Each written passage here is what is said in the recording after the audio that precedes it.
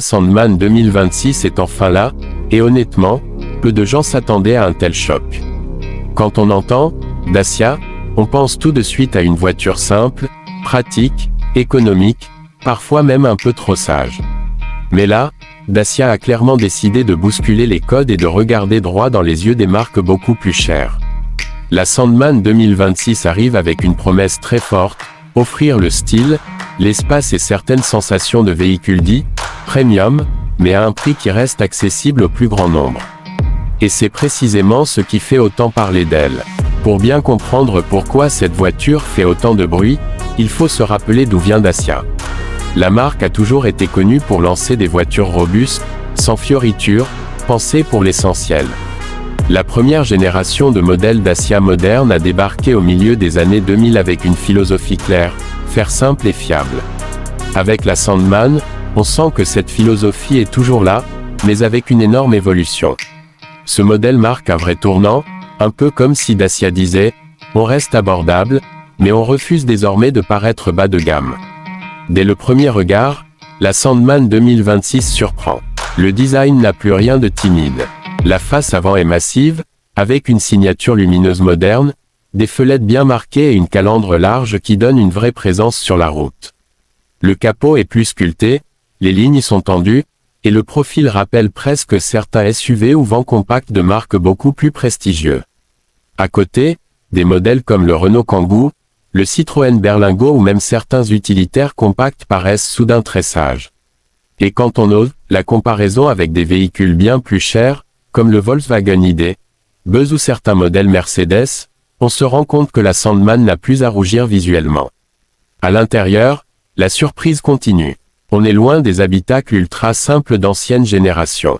La planche de bord est moderne, avec un grand écran central bien intégré, une instrumentation numérique claire et lisible, et des matériaux qui, sans être luxueux, font sérieux et bien assemblés.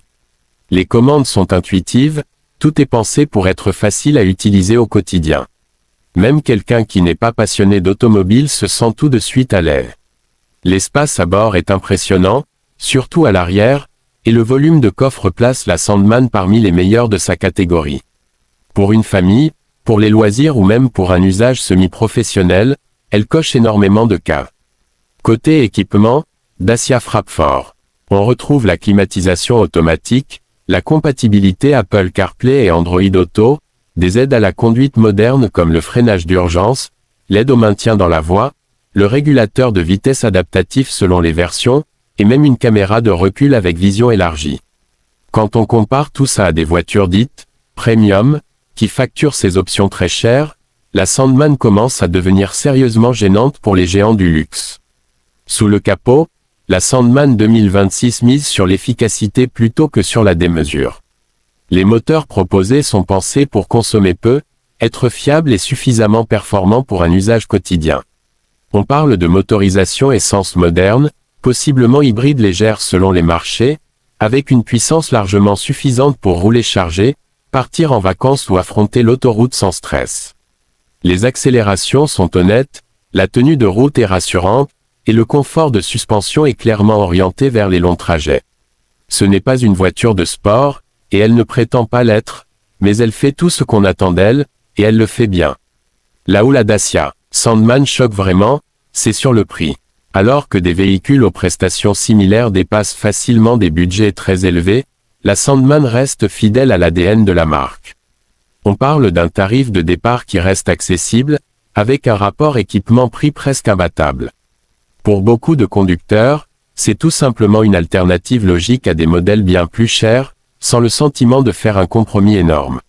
Le vrai point fort de cette voiture, son argument de vente unique, c'est cette impression de voiture intelligente.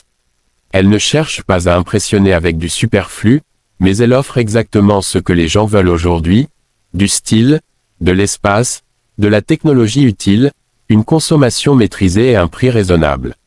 En résumé, la Dacia Sandman 2026 n'est pas juste une nouvelle voiture économique. C'est un message clair envoyé au marché, on peut proposer une voiture moderne, désirable et polyvalente sans demander un budget de luxe. Et c'est probablement pour ça qu'elle dérange autant les grandes marques.